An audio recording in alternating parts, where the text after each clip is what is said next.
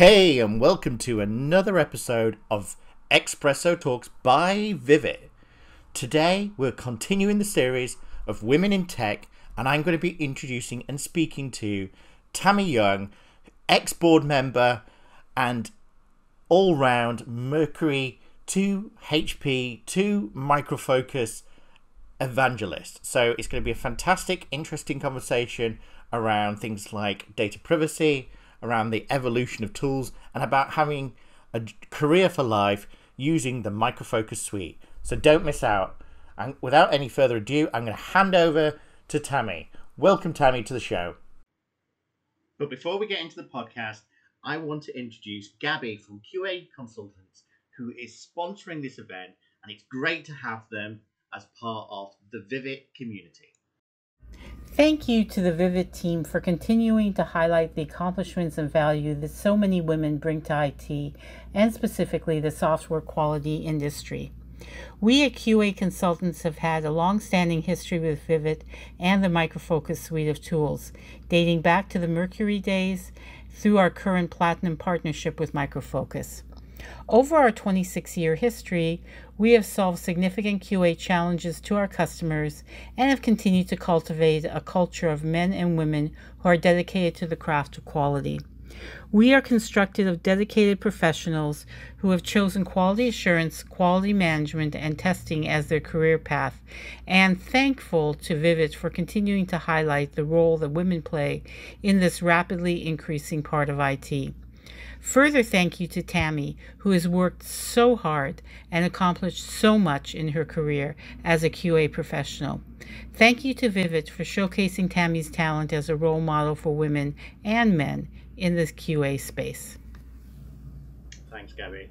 That was a great introduction, and without sponsors like QA Consultancy, this would not be possible. So massive thanks to those guys. Keep up the good work, and we're going to go straight into the podcast. I have been in quality assurance for probably longer than some of our listeners have been alive. But I've worked both in quality assurance software and testing for 30 years this year. And that time has spent pretty much equally between working for internal IT services within insurance companies and pure software development, companies that produced software to sell. So the time has been spent pretty equally between those. I got started because the company that I worked for, an insurance company that I worked for, decided they were going to put in a brand new policy administration system. And their approach to that was to augment their IT staff with people from the line areas that would be most effective, or the end users. So they decided to promote from within and train for quality assurance and testing rather than hire from externally if they could get the talent within in-house. So it sounded different to me, and I had always loved working on, back then it was dumb terminals. So it was a mainframe system with dumb terminals. But I had always liked the idea of working on computers. So I posted for the position, got it, and I never left. So I worked my way from being just a tester to a quality assurance director in a Fortune 500 company, several of them, as a matter of fact. So I've really enjoyed it. How I got into Vivit was I was a director at a company. I went to an HP conference. I saw this great display out and a Vivit user community, and I was like, I need to get involved with that. So I signed up to be a member first, participated in a lot of the meetings, you know, as just a member, saw the value in it, and decided, hey, you know, I would really like to be on the board. And so I submitted my paperwork, and people voted me in. So what an honor. And I did serve for 6 years. I loved every minute of it, but working at Aflac, I couldn't dedicate the time any longer that I needed, that I felt that Vivit deserved and the users deserved. So that's why I'm no longer on the board. Maybe soon, though, I might resubmit and run again, because I'm no longer with Aflac. So I've got more time on my hands now. Well, it'd definitely be good to have you back on the board, and the wealth of experience that goes behind there. I was very impressed when I was going through your profile. When you started out, back in 1996, you got promoted 4 times in kind of senior roles of doing QA.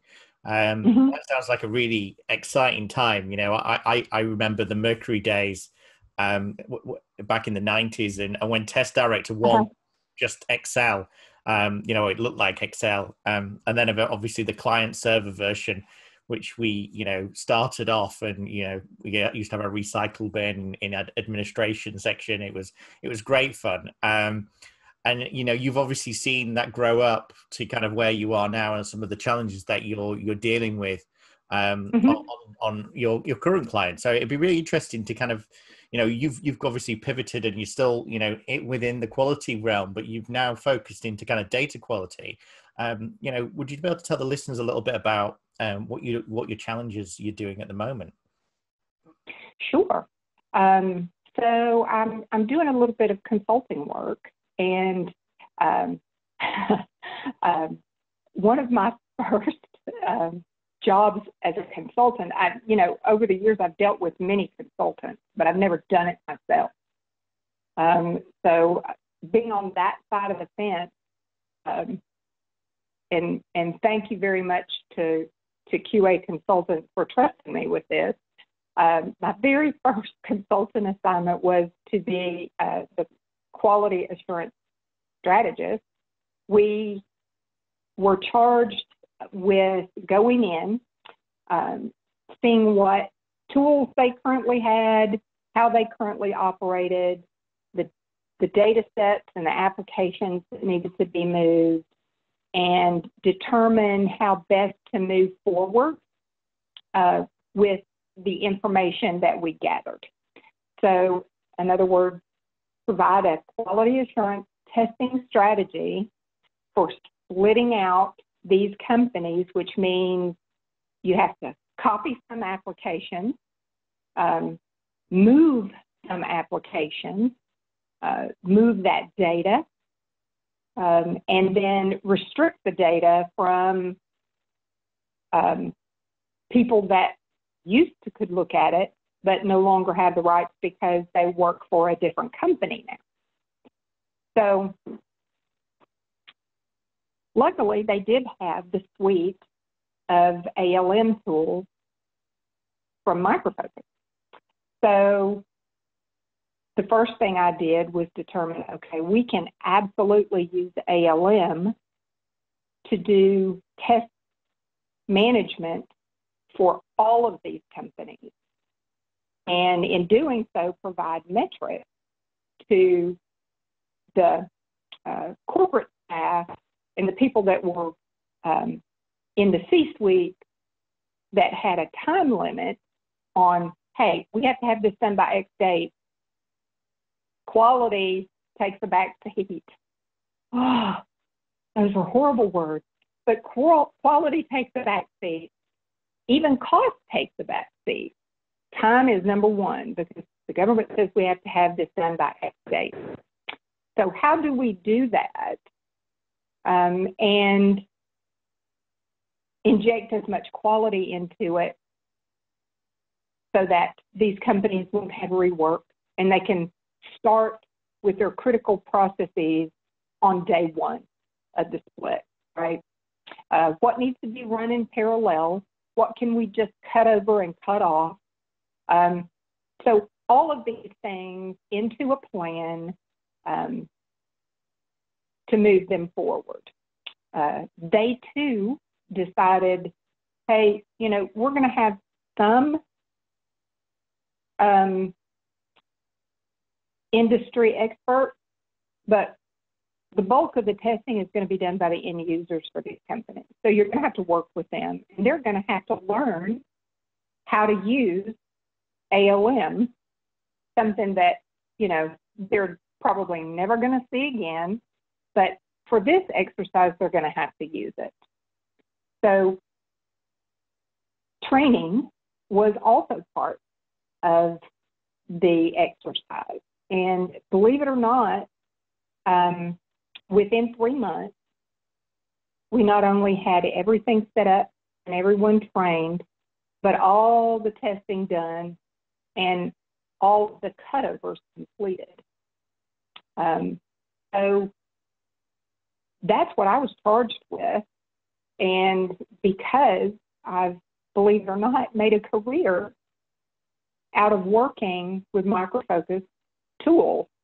It used to be Mercury. I've progressed through the years with Mercury and HP and now Micro Focus, right?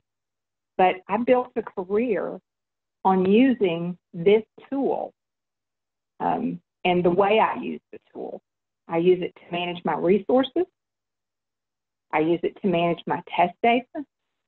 I use it to manage, of course, my collateral or my test cases.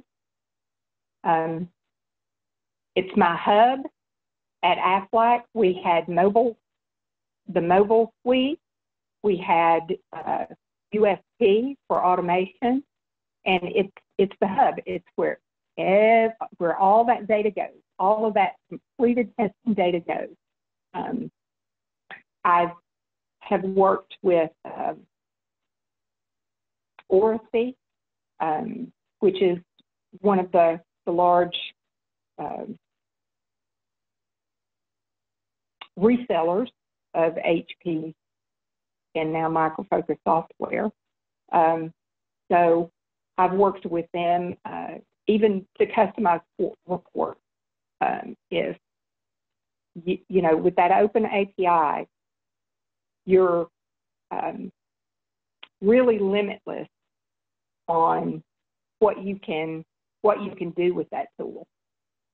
So I started in like you said, 1996, working with Test Director, and my very first thing that I had to do was install it on a server, get it up and running, get it configured so that we had some best practice built into the tool, and then roll it out to all of my colleagues that were going to use the system. So that was my first introduction to Test Director. I installed it right out of the box from a floppy disk. So I've used it all these years, in every single job that I've had. I brought it into 7 different companies. Well, 8. Aflac was number 8.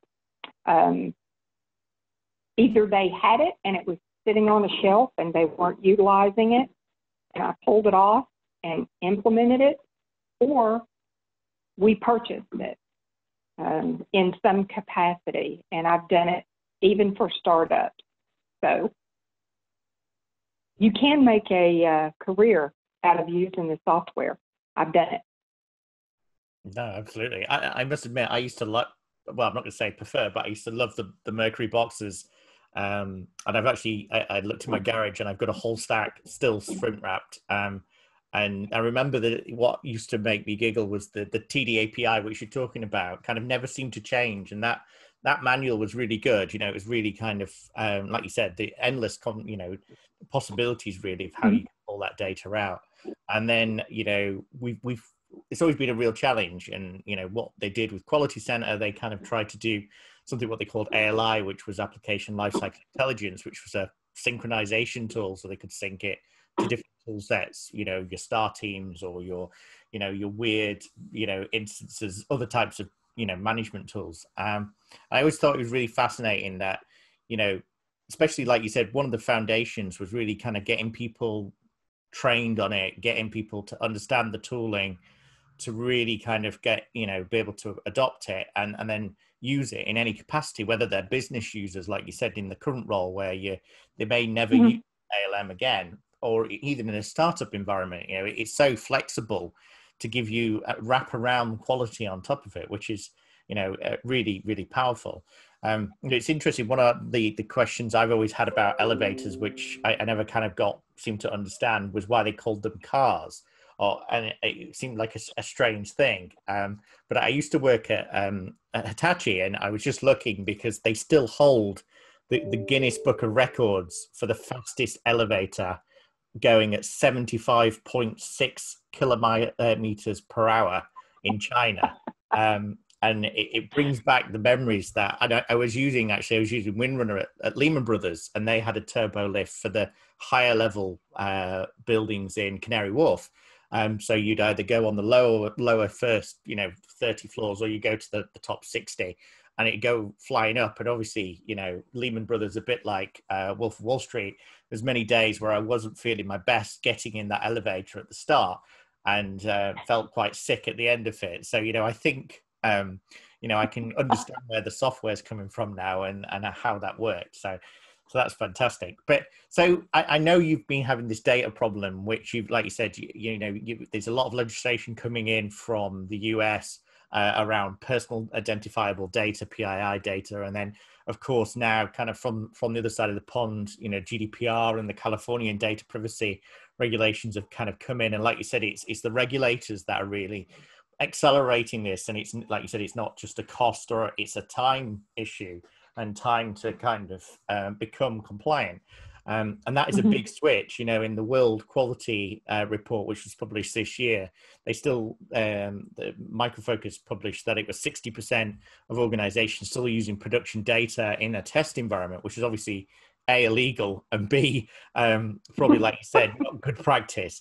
But obviously it's so complex, the test data management aspect, which is why a lot of organizations kind of slip up.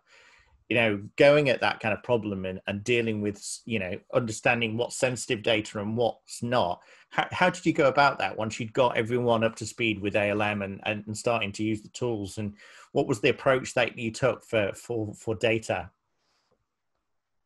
So there was actually a dual approach. We masked some of the data, and then we scrambled some of the data. Masked as in we encoded it so that, like if you were online and you're making a payment, you know, it never shows all of the number to your card. It only shows you the last 4 digits, correct? So we took that approach, and then we also scrambled data. So it was real live production data, but we took Mary's data and gave it to Jennifer, and Jennifer's data and gave it to, you know, Terry. So the data was scrambled. It didn't belong to, it belonged to someone, but there was no way for you to tell who it belonged to. We did that for things like Social Security numbers, because Social Security numbers in a lot of systems have external validation checks that it does with the government system to make sure that, hey, this is really a real Social Security number. Now, we did get errors because of the time constraint. It was acceptable to get errors because that Social Security number did not match that name.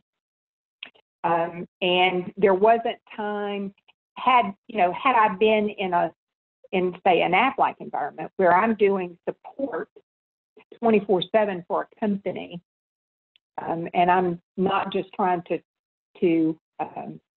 test the system is working so it can go live, and then I'm loading it with actual data. That's two different scenarios.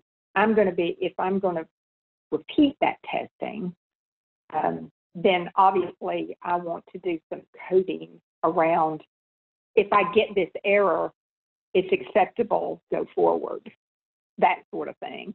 But because of the time constraint, what we did was we had a program that would send all of the acceptable errors to one report and all of the errors that we needed to correct to a separate report, so that we could focus on what we needed to fix. So the approach was actually, it was a dual approach, and very successful, very quick, very successful. And I have to say that one reason that it was very quick and successful is because the companies, each branch, did their due diligence prior and made sure that they had identified in the back end all of the fields that had PII data and made sure they did data cleanup, right? So they made sure that those data that data was either populated correctly or they fixed it prior to this exercise. So we didn't have a huge data cleanup effort prior to being able to do all of this. It's very important, especially dealing, with PII data for HIPAA and like the new UK laws, GDPR, I think, which I've done some reading on because international companies that I work with, you need to stay on top of that. So in order to make sure that these things are successful, you have to do that due diligence up front. It's imperative. If you don't do it up front, the time you're going to spend in the back end, first of all, it'll fail. So you're going to have to go back and do it. You might as well do it up front and make sure that those end users, the people who see that data every day, are in some of the meetings. Pick some key end users or some power users, call them key users, put them in those meetings. It's imperative that that communication be there and happen. When you get to a C level, a director level, such as myself, you're not in it day to day. You don't have your hands on it all day, every day, like these people do. They're your rock, and you need to utilize that. You can't be in a room in a vacuum making decisions that affect people's daily work if they're not involved. Yeah, absolutely. And it's interesting because I was just pulling up all those scarred memories of GDPR, and we kind of, I say we failed miserably across Europe because we had other things going on like Brexit. But one of the things there was a lot of hype around GDPR. There was a lot of people investing time in it, and I remember doing a few executive briefings around this, and I was just looking at some of the stats. because they always used to use the US as a great example. And there was a stat around the fact that 87% of Americans can be identified by combining their date of birth, gender, and zip code, and just those kind of completely different. You don't need a first name, surname, and this is this kind of question around obfuscation and how, because you've got that problem with data integrity, like you said, you've got something like a social security number, which is in a subsystem. Part of it is if you jumble the data too much, then you're potentially not going to have that ability to validate the data. It's got to keep its states. And it's so complex, that modeling process. So some of the other interesting stats were 80% of US companies failed their interim PCI compliance assessment just in general.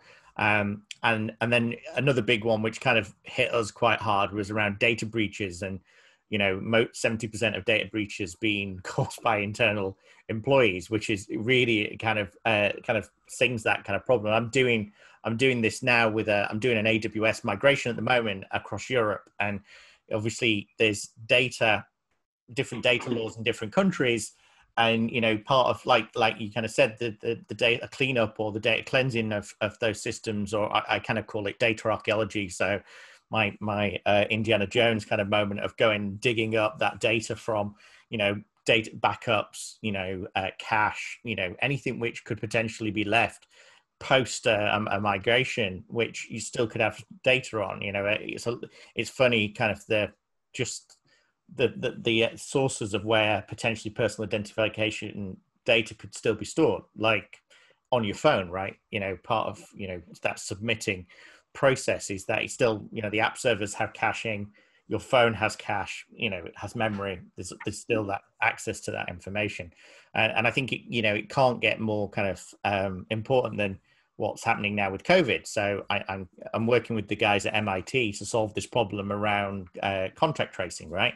So one of the big challenges was, the lack of trust within the government meant that people were quite concerned about things like location data, which is what we started off with. We started with location data and GPX information. And I think there was a lot of people who were horrified by going to Google Takeout, and if they've ever owned an Android phone, literally being able to see the last 10 years, every 5 minutes of their location, whether or not they wanted to, being sent up to Google. And obviously that location information is used on the platform for weather or whatever else it is, but it's also stored there. And I'm not quite sure how Google get away with that, but part of using that data is people don't want personally identifiable data like location data to be shared, and also how it's used, right? And there's this in the UK, we failed again with contact tracing, in the sense of what we had an app called the NHS X app, which was run by GCHQ, which is our government security systems. So a bit like the Pentagon and those guys. And part of it is the scope. The trust was lost because they did a trial in one of the smaller islands and realized that they were sending data that they shouldn't have been sending data about personal information, additionally to the information people would say, okay, I don't mind sharing my location data. So actually, we're working now with MIT, and we've been working with Apple and Google on GAINS, which is the Google Apple exposure notifications, which is going to get pushed out to everybody's phone, which means that it deals with Bluetooth proximity. So when you walk past somebody in the street, it gives a unique token over to their phone. And obviously it logs that interaction. And if they happen to get COVID, they can then load an app on. They don't need an app on there for contact tracing. They can just load an app onto their iPhone or their Android phone, and then get that historical Bluetooth proximity data to say all the people that they've interacted with. And then if you are one of those people that have been interacted with, they can give you push notification to say that you've been interacted, which, especially with the fact that, the football's going ahead and some of the big stadium events are starting to kick off in the US. And over here, we're kind of preparing for the second wave at the moment, is that, now data privacy is kind of going kind of the opposite way. Is it's no longer just the worry that we've had around the misuse of our data for airliners or health authorities. Is actually now it's around our personal health and safety. And I think this is a really Correct. interesting challenge because I think a lot of people at the back of this are going to be sat there going, you know, and also obviously the Cambridge Analytica kind of challenge. If you've watched the Netflix, the Great Hack, you know, there was a lot of information which was happening there, which, you know, Facebook had 10,000 pieces of data per person. They knew you're politically exposed, you know, people to send you fake news. You know, it got to that point where obviously they came in for Zuckerberg came out in front of UK Congress, the US Congress. You know, it got, yeah, I think people are starting to take data privacy really seriously, and Very I think seriously.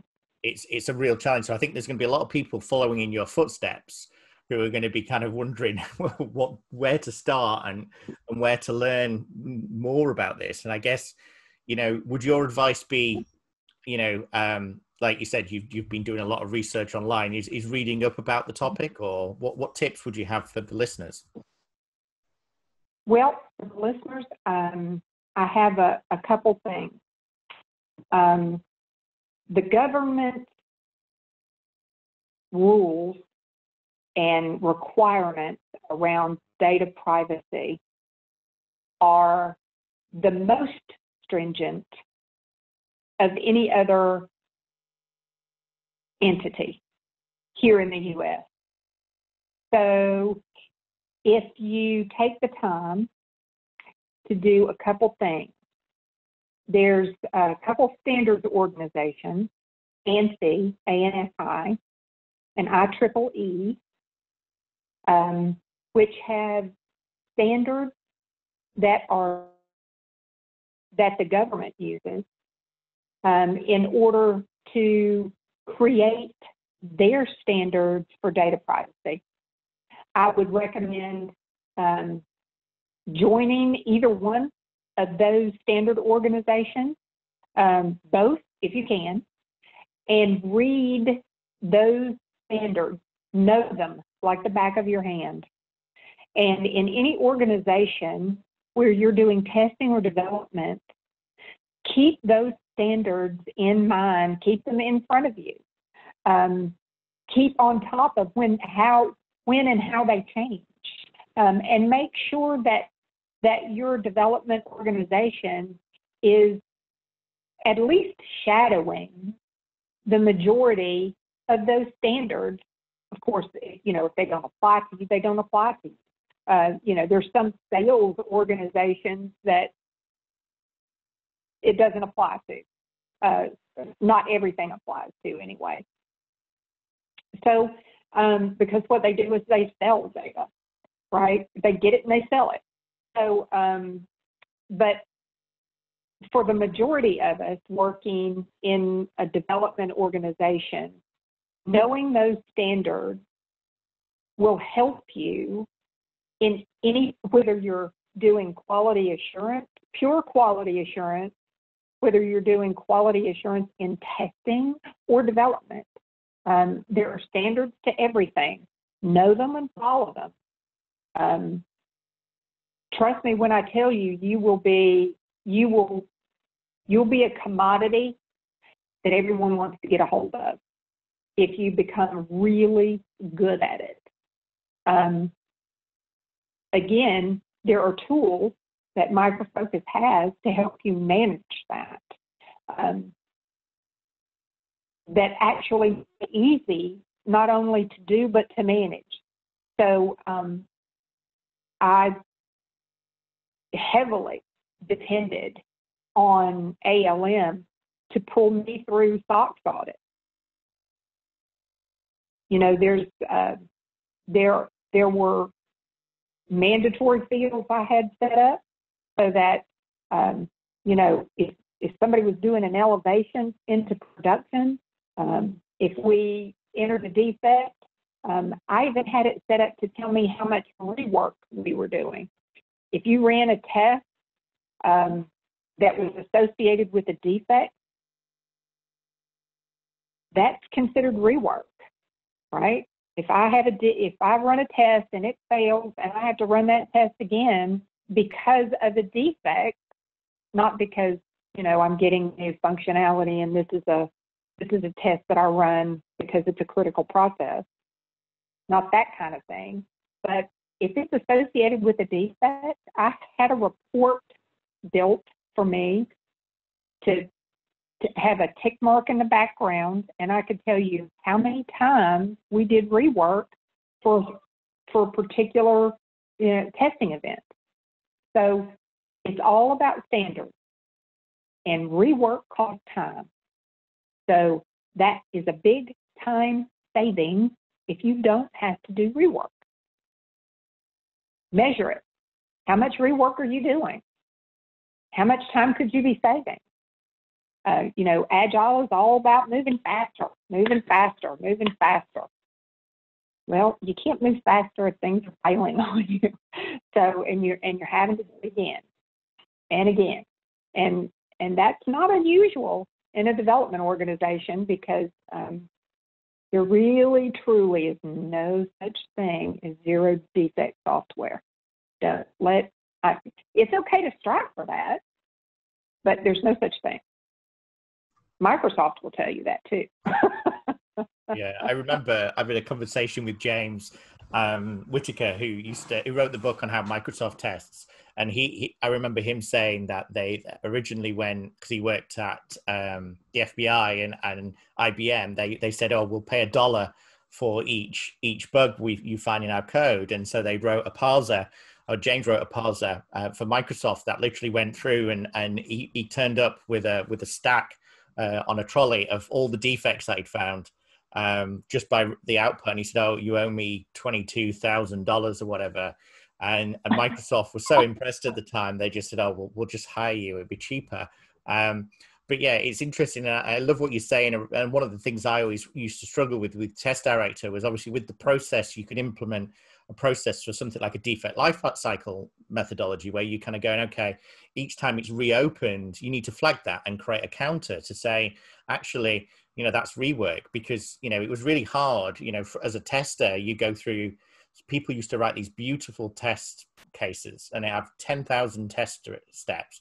You get down to 999,000 and you'd fail it. And there was no way of saying that you'd run one test or 99,000 steps, right?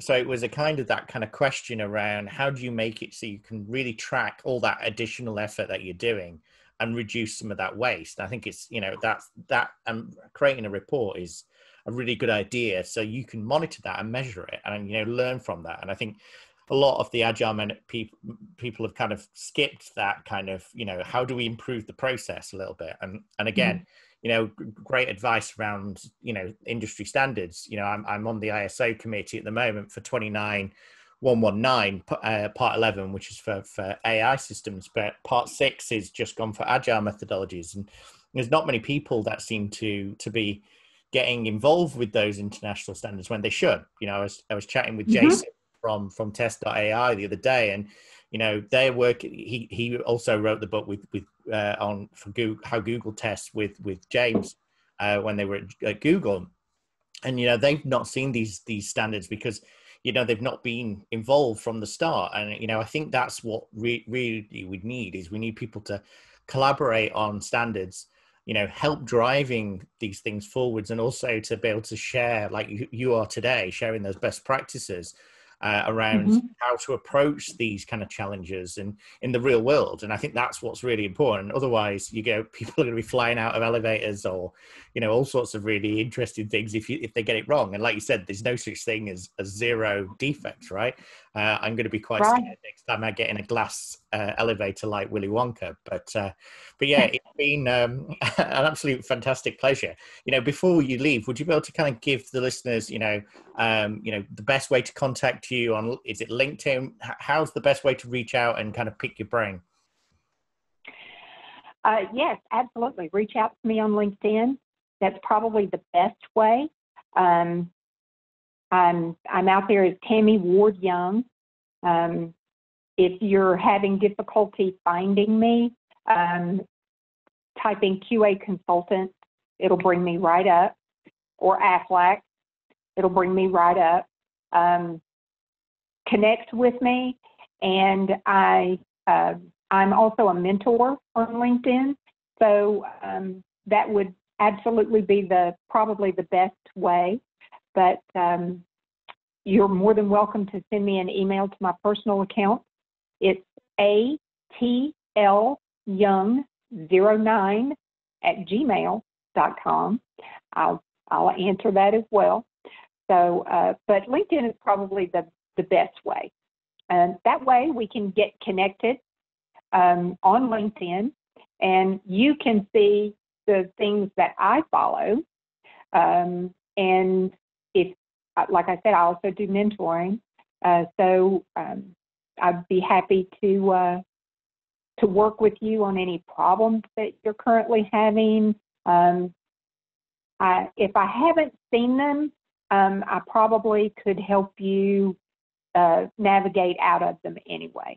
So I've done quite a lot, including I moved just to get my hands on the new technology, because at the time I was raising 2 children, and one of my children has special needs, and so that and my job was taking all of my time. I didn't have time to go back to school, so I found a company that had an opening for a quality engineer.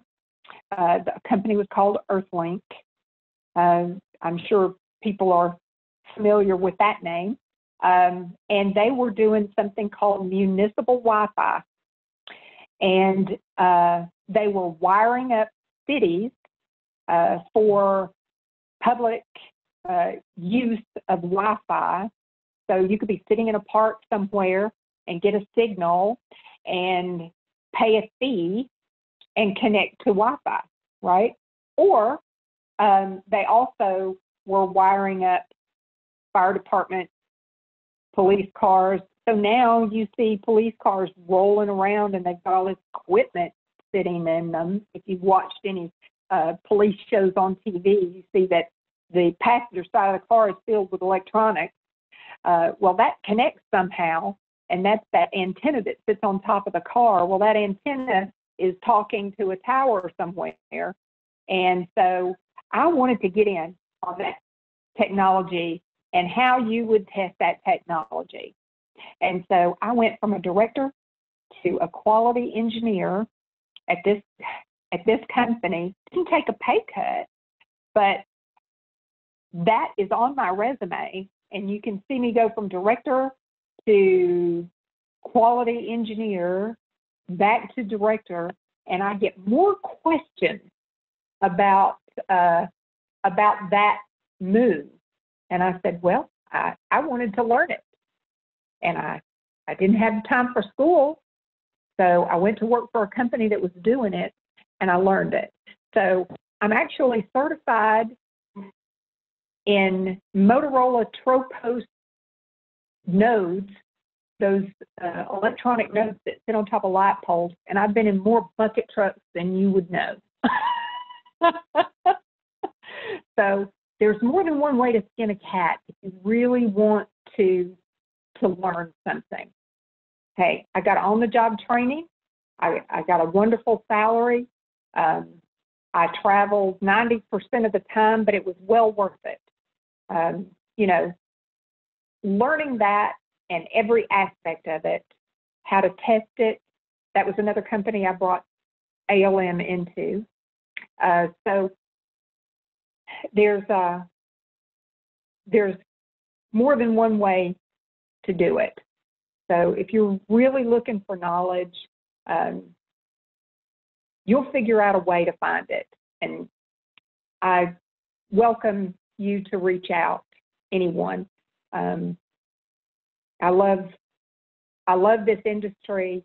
Obviously, I've been in it long enough, and sharing it, watching people grow in it, seeing people develop the kind of interest in it that I've had over the years is fun for me.